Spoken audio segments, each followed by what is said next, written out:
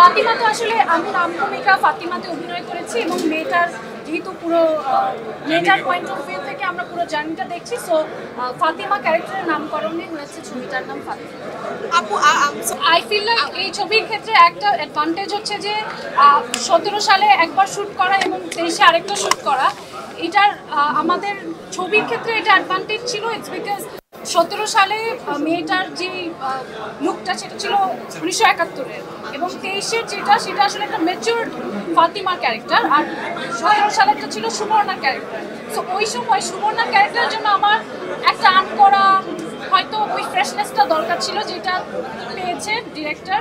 এবং এখন 23 সালে এসে ওই ফাতিমা স্ট্রাগলটাতে যে ম্যাচুরিটিটা দরকার ছিল সেটা হয়তো এই 5-6 বছর আরেকটু আমার মধ্যে এসছে। তো সেটা আমাদের ছবির ক্ষেত্রে আসলে পজিটিভলি কাজ করেছে।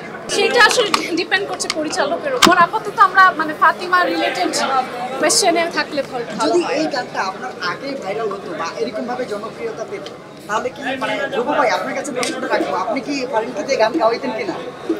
ফারিনকে আমি আসলে আমাকে বলেছিল গান গেতে, আমি বলেছিলাম আমি গাইনি। গাইনি। আমার অনেক গানের অফার আসে, আমার প্রায়ই আসছে, প্লেব্যাকের অফারও আসছে, আমি আসলে করি নাই।